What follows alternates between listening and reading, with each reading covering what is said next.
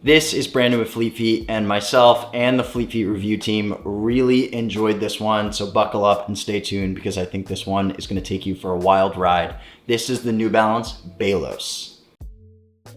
This is an up-tempo daily trainer from New Balance, and you might be asking yourself, New Balance already has an up-tempo daily trainer with the Rebel on the fuel cell side. Well, now New Balance has come out with an up-tempo daily trainer on the FreshFoam side, and that is the Balos. New Balance has really been making a ton of strides in their innovation, and this shoe, the Balos, speaks to a lot of that. This is basically an enhanced version of the 1080. So if you're someone who loved the 1080 and you wanted just a little bit of a faster and more fun and peppier version of the 1080, then the Balos is a great way to go. And like I mentioned, the rest of the Fleet Feet team did test this shoe out, so let's hear some of their thoughts and dive into it. Let's start with the upper. The upper has a creel mesh upper, and there was a little bit of discourse between some of the reviewers on our team. Starting with the tongue, Mandy really enjoyed the tongue. She found that it really wrapped around her foot well, even though this was a nice and stretchy and thin upper material. And she also agreed that while the shoe is very breathable, it's also protective even on days when it's a little bit rainy out or if she's out on a run where she doesn't really know what the conditions are going to be like. Now on the other side, Heather, who has a very high instep on our team, found that the upper was just a little bit too shallow for her. It was just a little too snug for her. It was just a little too tight, and so she had to go with wearing thinner socks on her runs instead of thicker socks,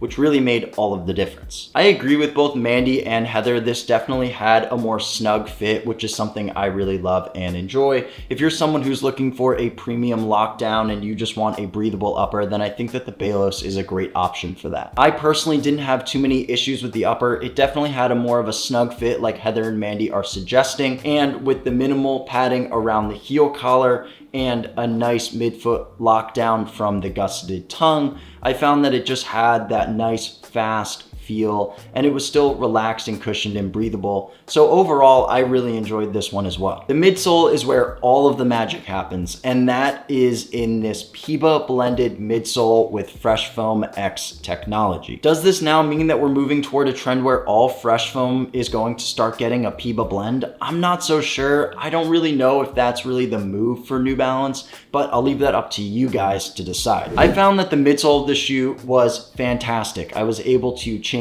paces and pick up the pace in it. It was very fast, it was bouncy, it was responsive. I know those are just a bunch of buzzwords, but at the end of the day, that is genuinely how I felt about this shoe. It felt like a great up-tempo daily trainer and a really strong long run day shoe. So if there was a shoe that I wanted to lace up for 12, 13, 14, 15 miles, and I knew that I had to pick up the pace just a little bit in it, but I wanted that protection and cushion on foot still, then the Balos would be a great option for that. And I'm not the only one who really felt this way. Kate really found that there was a great rolling sensation and rocker feel that went through this shoe. And I do agree with Kate. The rocker technology and that sensation as you're going through your stride that just really feels very fluid and smooth does complement more of a long run feel than just going out and cruising for 2 or 3 miles. This is definitely one of those shoes you're going to lace up for a long time and just really try and get as many miles as possible in. The drop of this shoe comes in at 6 millimeters with 38.5 in the heel and 32.5 in the toe. The high stack of the shoe indicates that it's actually a pretty well protected shoe on foot. I found that it was very cushioned. I didn't have too much ground feel when I was going through my stride. So if you're someone who enjoys a more cushioned feel,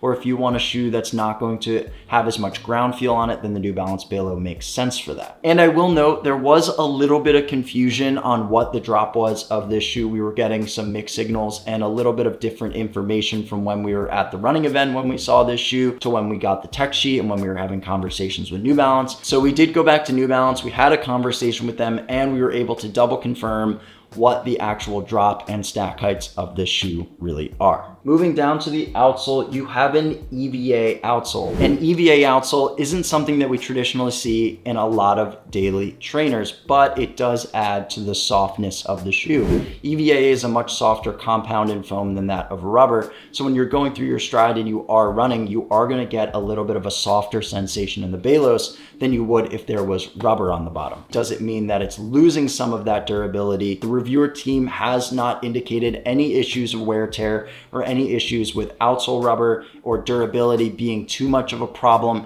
But I guess this begs the question, Is EVA going to hold up as well as the traditional rubber coverage? Is the durability over time going to keep and hold up? I guess that's something that we're just gonna have to find out. Moving down to the ride and performance of this shoe, Caroline shares a lot of her thoughts. Caroline found that even with the higher stack, she found that the shoe was still very stable on foot, given it has a pretty wide base overall. She really enjoyed the cushioning, and she found that it just felt amazing. I agree with Caroline. The stability of the shoe was incredible, and given the high stack and with a PEBA-blended fuel cell, sometimes with a shoe that's really overly cushioned or just too soft and it's high in stack, it can sometimes have some instability issues. And I think that New Balance has done a really good job of keeping this shoe stable even without a plate. I do think that New Balance has done a great job of balancing not only a fast and responsive ride, but one that is very well balanced and still very cushioned on foot. The New Balance Balos comes in at 7.3 ounces or 206 grams for the women's model and 9.2 ounces or 260 grams for the men's model, which is the same weight as the 1080 V13. Though even though it's the same weight as the 1080, the Balos is just going to offer a little bit more of that premium technology than that of the 1080. And this shoe is lighter than one of its competitors, the Nova Blast 4. But that's not all. The New Balance Balos actually rounds out at $200, so you can go grab that at your local Fleet Feet store or online at fleetfeet.com. And if you're wondering whether this shoe is right for you, or you're curious about the fit of this shoe like Mandy and Heather were,